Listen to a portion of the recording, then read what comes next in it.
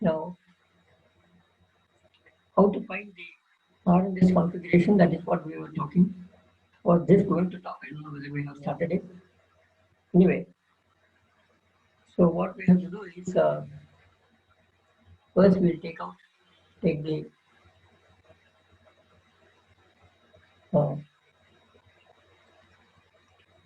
picture projection, or we'll do one thing. First, we will do with the usual wedge dotted line structure. Here is your lactic acid, COH,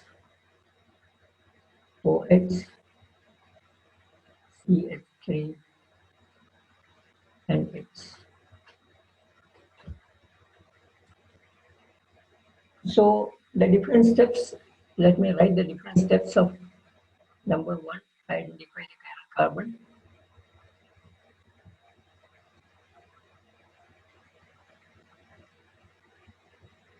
Number two, identify the different groups,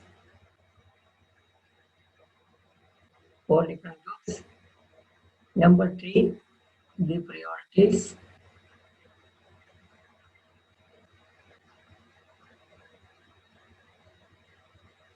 As per the CIP rule, atomic number, atomic mass.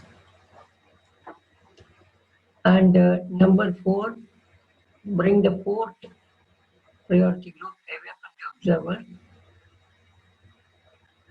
Fourth priority group kept away. So that you will see only 3 groups.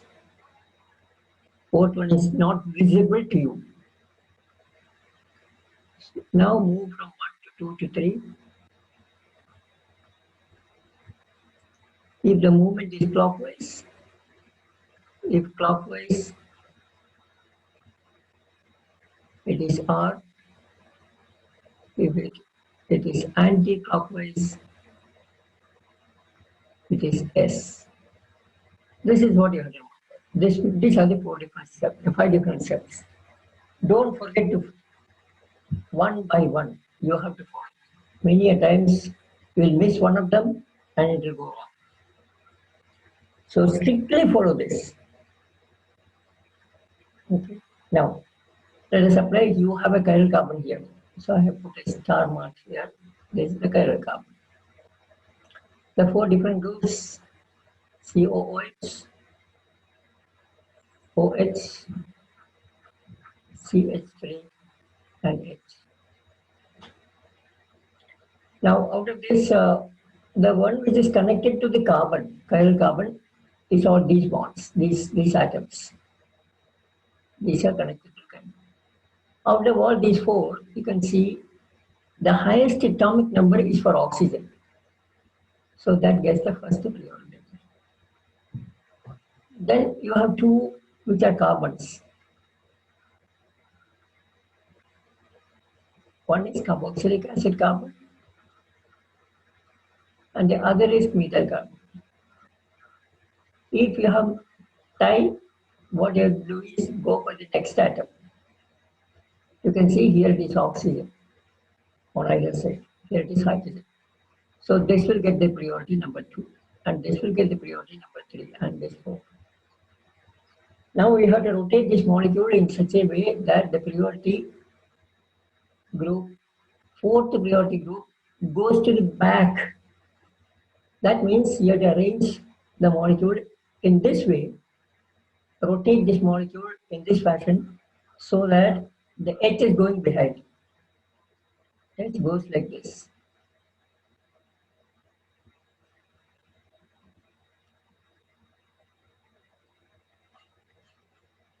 What we should do? You have to bring the hydrogen to the back.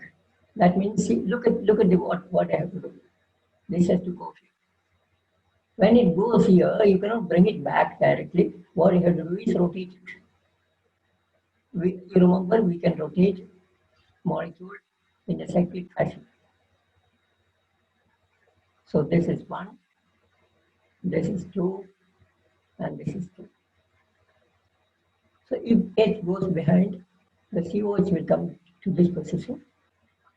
No problem.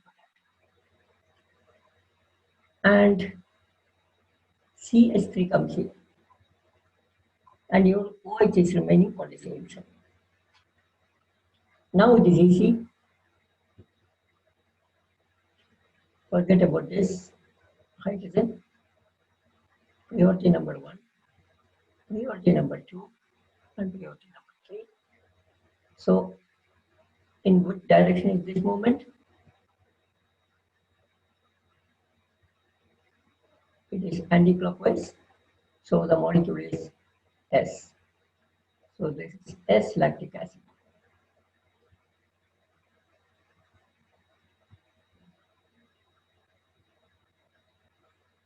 Remember, optical activity can be minus or plus. That we don't know. We have to find out from the laboratory experiment.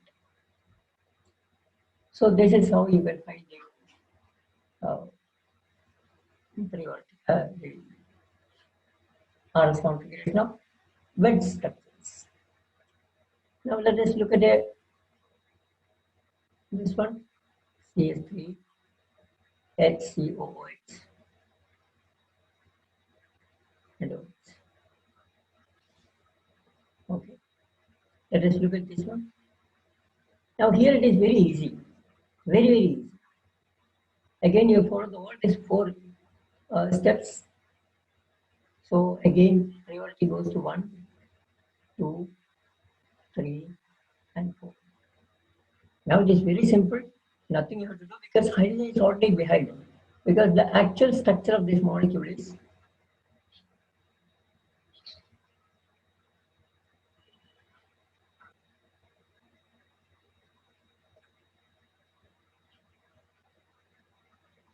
hydrogen is behind, OH is also behind.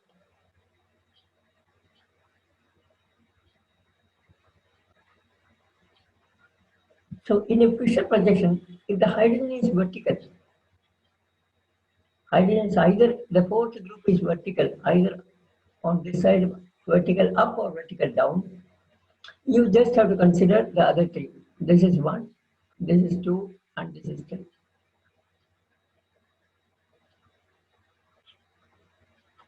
It is S. Okay. If it is horizontal, suppose the hydrogen is here. Let us see. Which is this and this.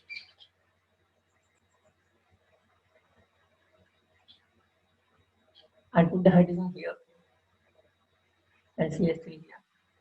What do you have? Again, bring the hydrogen to this side. Bring the hydrogen to this side. That's all. How will you do that? Look here. Again, the cyclic fashion.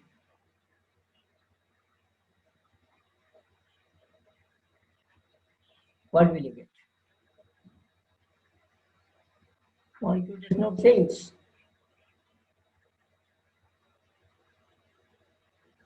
H here and CH3 here. And OH remains the same. This can be done. Now, 1, 2, 3.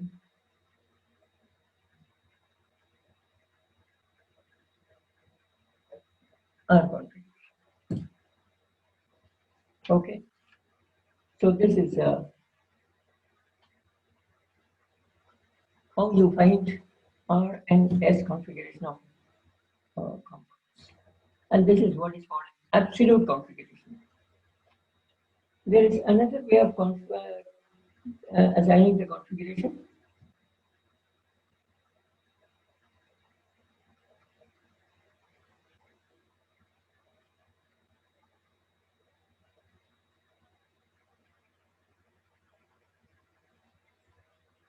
That is D and L configuration. DL configuration. Well, see here, whenever you compare the molecule with that of glyceraldehyde. And whenever you have H and OH on the right hand side, with CH2OH. If you have this pattern, H on the left, OH on the right. If any molecule is having this pattern, it is called D. If the molecule is reversed,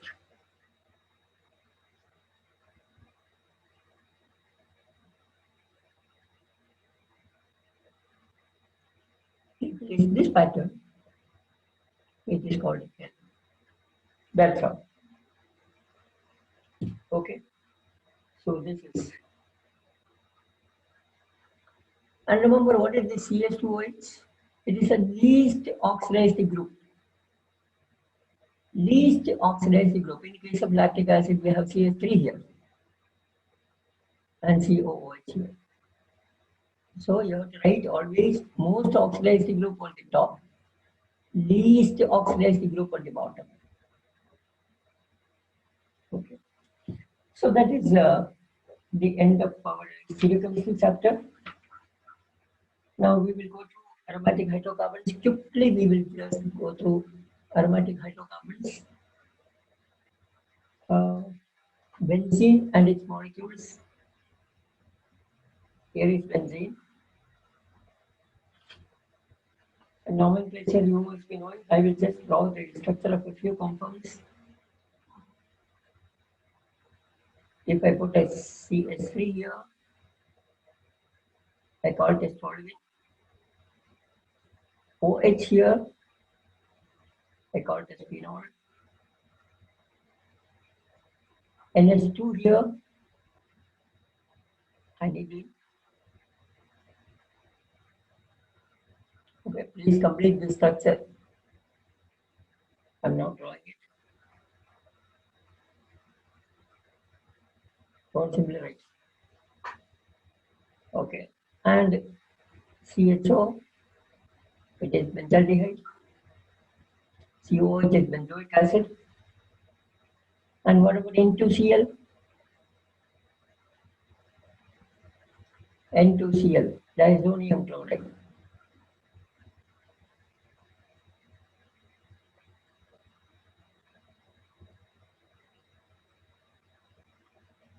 Benzene diazonium chloride. Okay, these are the substituted benzene rings. Let us look at the basic structure of benzene.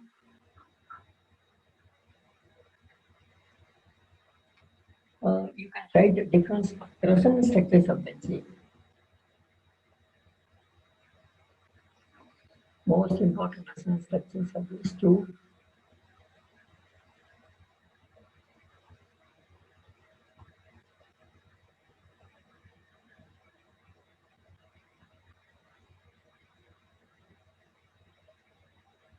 So, this way. So these two are the most important resonance structures. You can write still more, which are called Diva structures. I don't think that's so significant.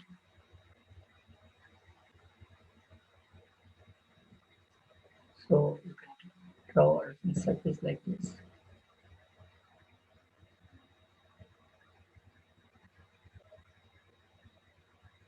These are called Diva structures.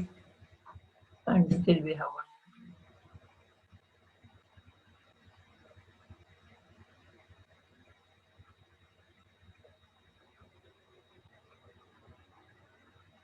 So these are also considered as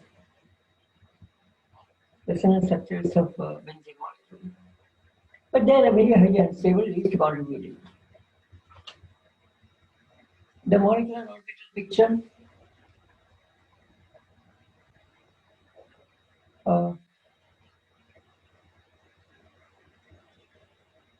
The molecular orbital picture of benzene is it contains 6 carbons. Each carbon contributes 1 p orbital. Order sp2 hybridized. Now, sp2 hybridized molecule, carbon, will be having two bonds, three bonds, sorry, three sigma bonds and one pi bond. So each carbon will be contributing one unhybridized CP orbital. Unhybridized CP orbital. Six of them.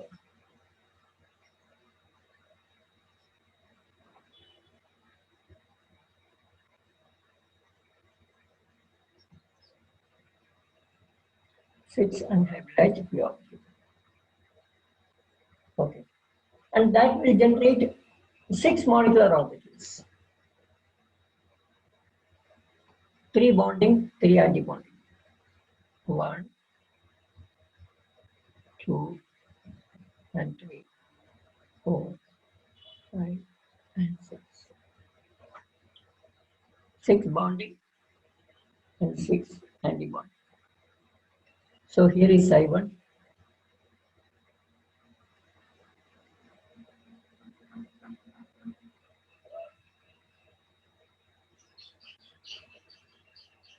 Okay. Now what happens is this is in the order of increasing energy. What happens is the molecule undergo, the orbitals will become degenerate orbitals. Psi2 and Psi3 will become degenerate. Psi4 and Psi5 will get degenerate. Meaning there will be 4 levels.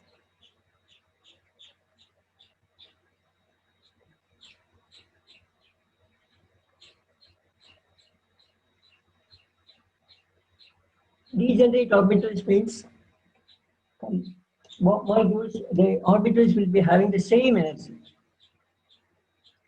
So this is Psi1, this is Psi2, and remember this is the atomic orbital, energy of the atomic orbital. So above this line we have anti-bonding orbital, below this line we have bonding orbital. Okay. Now let us, each p orbital is contributing 1 electron.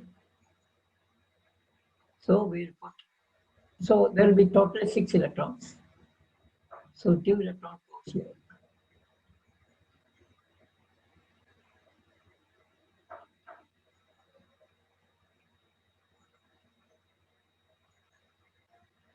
So the 6 electrons are filled up in the different orbitals. And the anti-bonding orbitals are empty. So this is the overall molecular orbital picture of benzene. Psi4, Psi5, and Psi6 are empty. So this will be the overall molecular orbital picture. Now let us look at the aromatic electrophilic substitution reactions. Electrophilic substitution reactions of benzene and its compound. We'll go first the general mechanism of electrophilic substitution.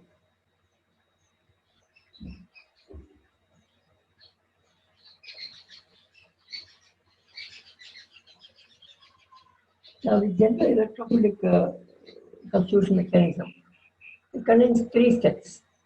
One, generation of electrophile.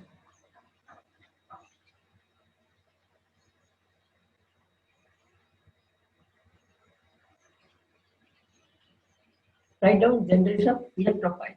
I have shortened it by E plus. Okay, generation of electrophile. Different reactions will have different electrophile. So each reaction will have its own method of generating the electrophile. For example, nitration involves NO plus. Fluorination involves Cl plus. Okay. Fluorination involves Cl plus, nitration involves NO plus. So Each of them will be different for each reaction.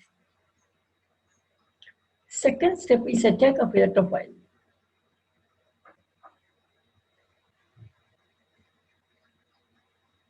Electrophile reaction with benzene or aromatic.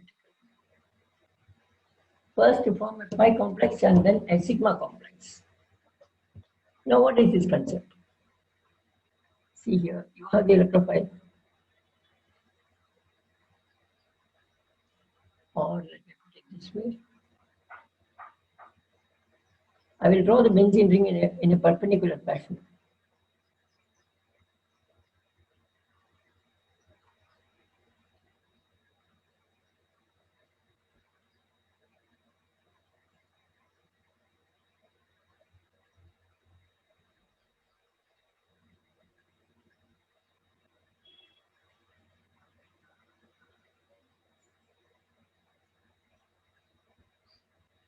This is the benzene. See that? I hope you can understand.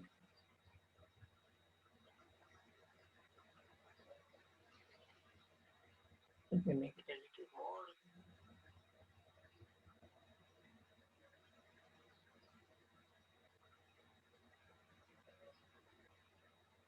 Yeah. So this is pi electron cloud. Here is a pi electron cloud all over here. Now when the E plus comes and attacks, the whole cloud is going to practically form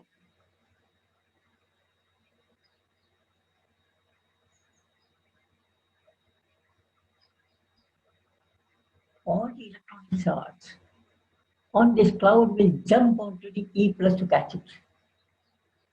So we can draw it is equally bonded to all the carbons.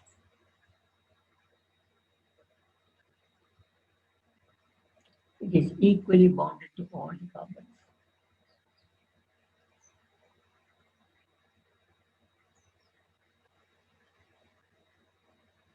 Equally bonded. And this is what is called a pi complex. Because the complex is with a pi electron, not specifically any sigma electron. Now this will get attached to only one carbon.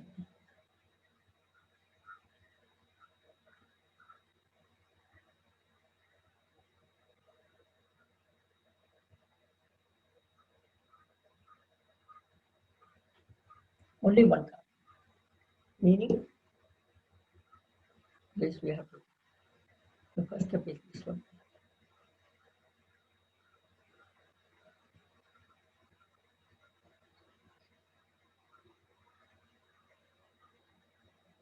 Yeah, this is how you have to represent. That only gives you a pi complex first. And now it becomes specifically onto one carbon. And remember, you can choose any carbon of this benzene because they are all of them are equivalent. All are equivalent.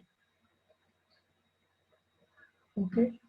Now this can and this is called a pi sigma complex. Remember, you have the hydrogen still here. Hydrogen.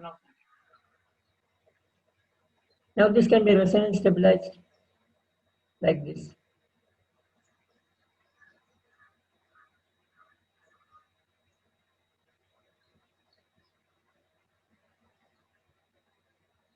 Positive here and here.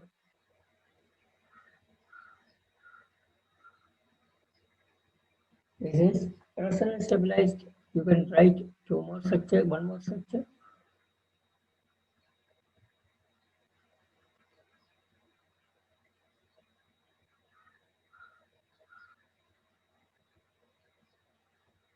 Okay. You can put that positive here.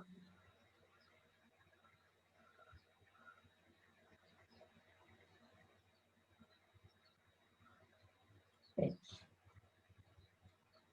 So this is the reason pi complex, sigma complex, which now leaves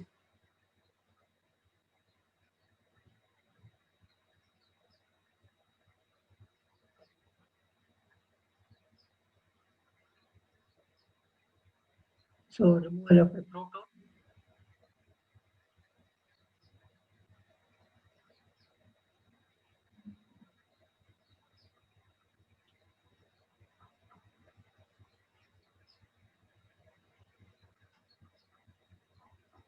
So this is the general mechanism of electrophilic substitution. General mechanism. First of all, we'll take halogenation. What is the reagent for halogenation? Cl2 FeCl3. I take benzene.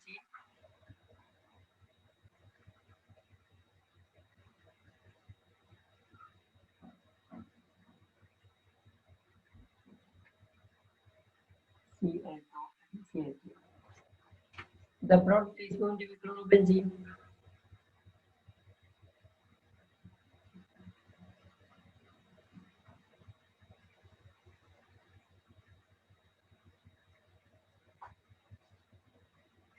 Instead of this, you can do the bromination with the Br2 FeBr3.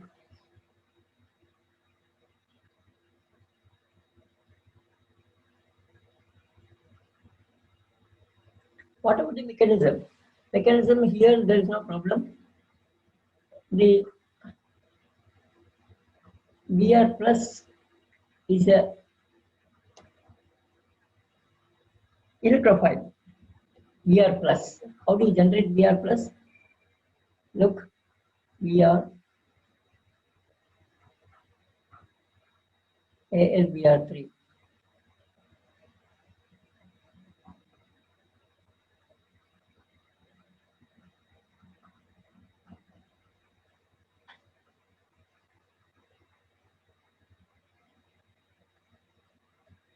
Now this will, see here, what is the result? Br plus, AlBr4 minus.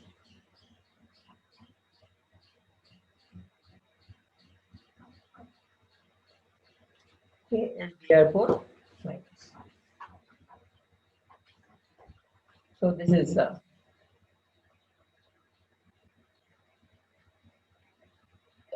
generation of electrophile for bromination reaction. See, that is very simple. Okay. And now you can attack. Now we can attack the Br plus on the benzene ring. Okay. Now let us look at the nitration. For nitration, it is generation of electrophiles. H2SO4 will react with HNO3.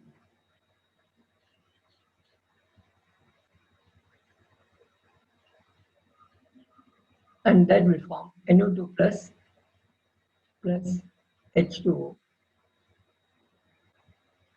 plus HSO4 minus.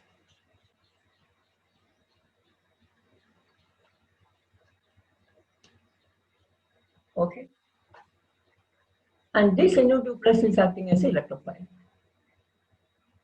Again, instead of E plus, what you have to do is, see the second step of the mechanism. First step is what we have told here. This is step 1. Step 2 is electrophile generation. Attack of electrophile. So you put NO2 here and make this attack. Okay. You want me to write it?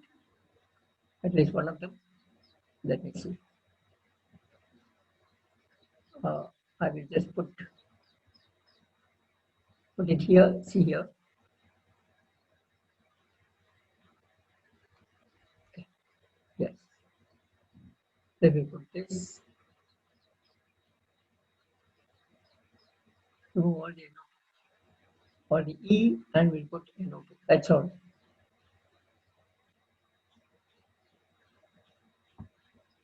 So N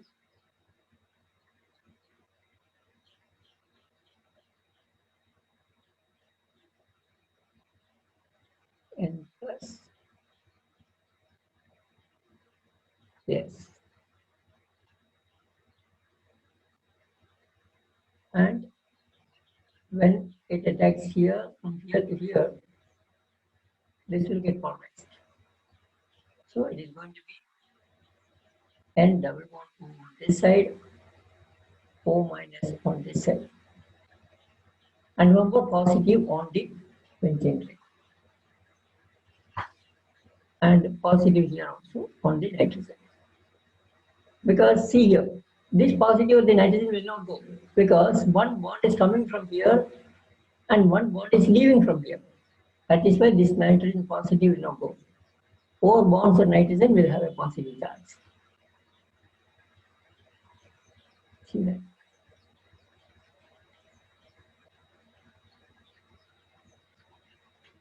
Okay.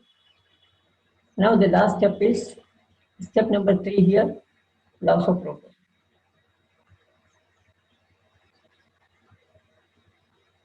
So this is the mechanism of nitration reaction. What about the mechanism of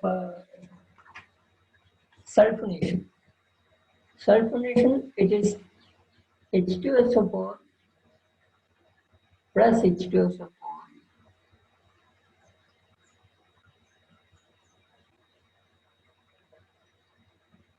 sulfuric acid, 2 molecules of sulfuric acid react with each other and form H2O plus HSO4 minus or H2SO4 and SO3. I think H2SO4 itself. SO3. So SO3 is a electrophile. It's a neutral electrophile. SO3 is having this structure.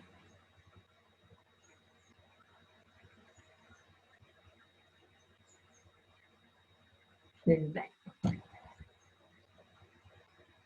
Okay. Right. So this is a sulfonation reaction. Now what we have is a Friedel-Crafts alkylation reaction and acylation reaction. Okay, that will take up tomorrow. Okay.